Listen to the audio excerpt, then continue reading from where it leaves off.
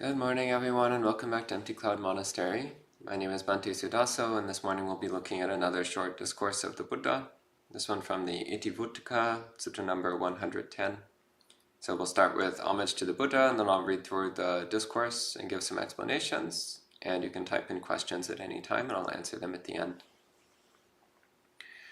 Namo tassa bhagavato arahato samma sambuddhassa. Namo tassa bhagavato arahato samma sambuddhassa. Namo tassa bhagavato arahato samma sambuddhassa. Buddhang dhammang sanghang namasami. So, as mentioned, we'll be looking at Itivuttaka Sutta number 110, which is the Carasutta. And I'll be looking here at Bhante Suddhāso's translation, though I'll make some modifications as we go along.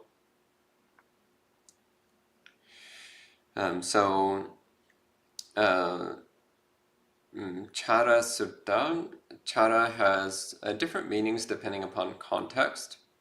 In this context, it's the meaning as walking, though chara also has the meaning of behavior or movement in general, or actions. But in this context, it's specifically referring to walking.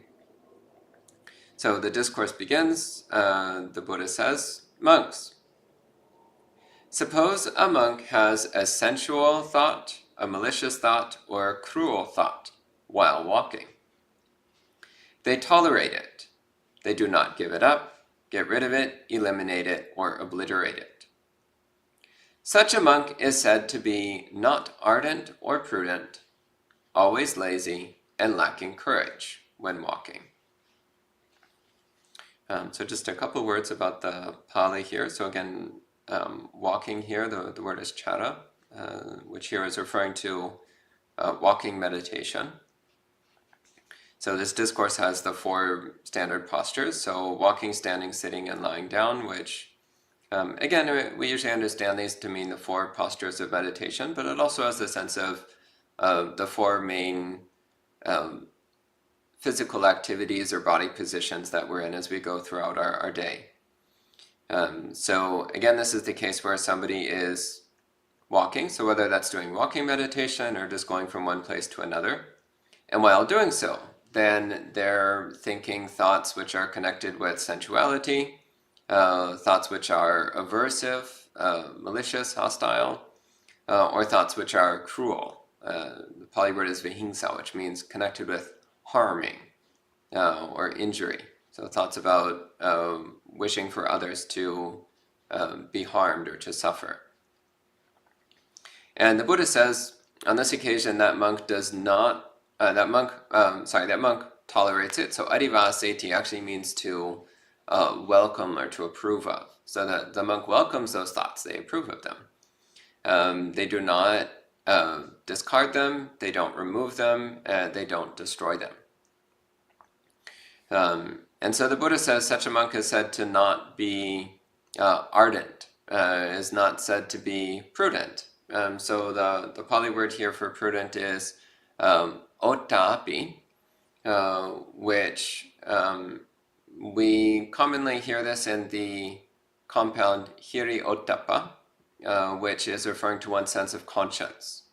So hiri and ottappa are together our sense of conscience, or our moral sense of right and wrong. And hiri ottappa is not just conscience in the sense of knowing right and wrong, but also conscience in the sense of the recoiling away from harmful behaviors, the natural tendency to avoid doing what is evil. So it's translated here as not prudent, but it also has the sense of meaning lacking conscience. So not having this understanding of what's good and evil, and lacking the instinctive tendency to avoid evil. And he says such a person is always lazy. So kusita here is translated as lazy, but it also just has that meaning of kind of like lax or sloppy, imprecise. So such a person is sloppy, lazy, not careful. And hina virya. So hina means inferior or low or discarded or lost.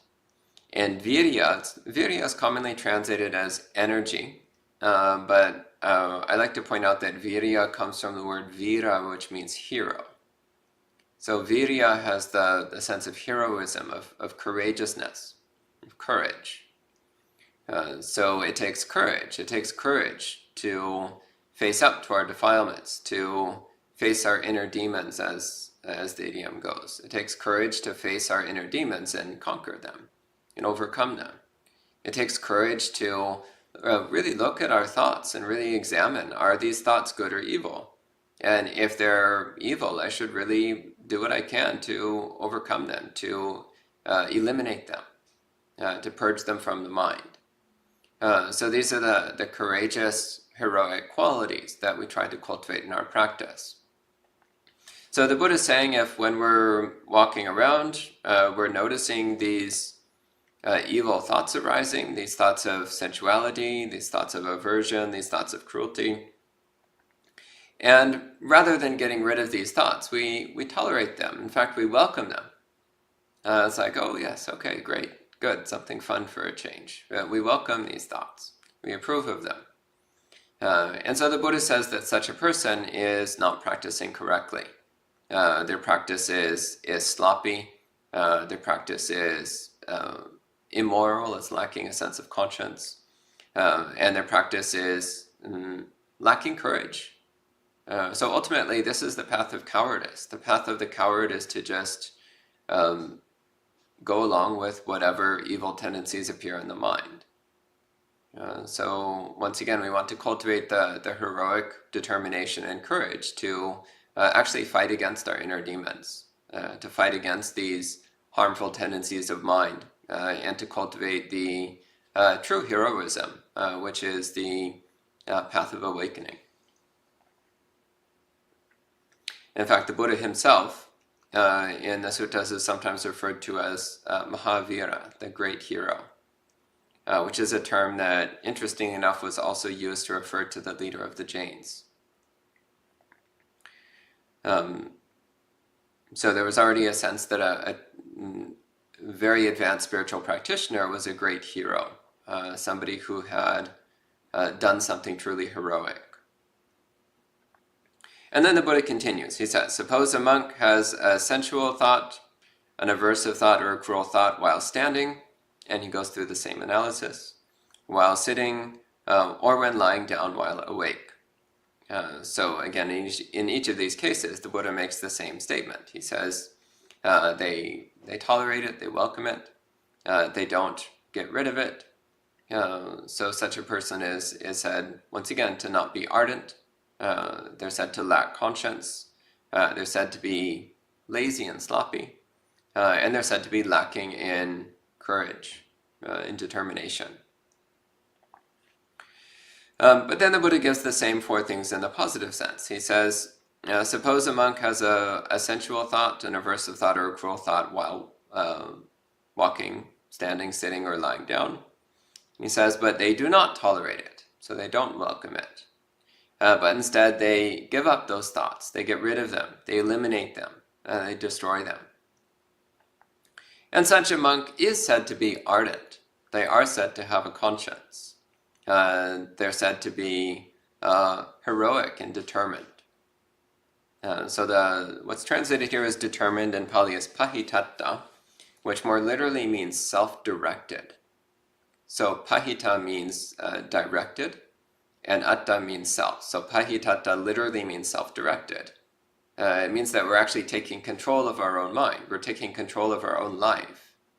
We're not just slaves to whatever impulses and urges appear in the mind, but rather we're actually willfully determining what our mind is going to do and willfully determining what actions we're going to take. So pahitata, again, translated here as determined, but it's a bit more precise. It's self-directed, rather than being directed around by our own impulses, urges, and defilements. And again, this is interesting in that it's often, there's this sense of, oh, if you just do whatever you want, then that means that you're willful and self-directed. But actually, the Buddhist viewpoint is no, actually. The impulses and urges that arise in the mind, what we think we want, actually those are just another form of slavery. That's just another domination that's happening. So an urge appears in the mind and we're dominated by it. We're pushed around by it. We're enslaved by it. So true self-directed freedom is to be able to recognize those urges, those impulses, and to choose not to go along with them, to choose not to follow those urges.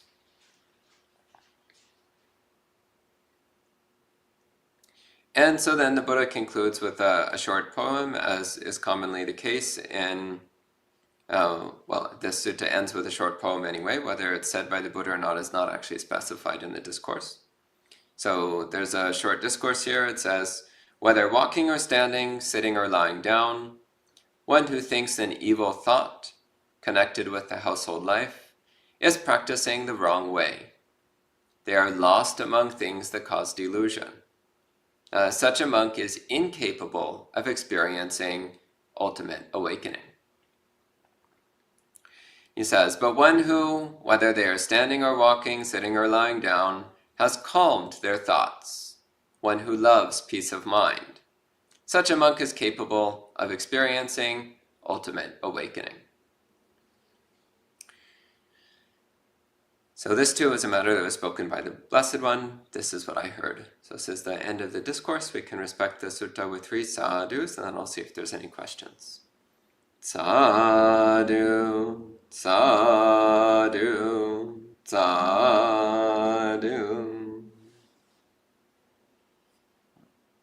So hello to the people checking in online. Hello to Gregory, Maria, Jayanta, Yankee, Jody, and Edward. And I don't see any questions, so we'll go ahead and conclude the live stream at this time, and we'll see you at the next session.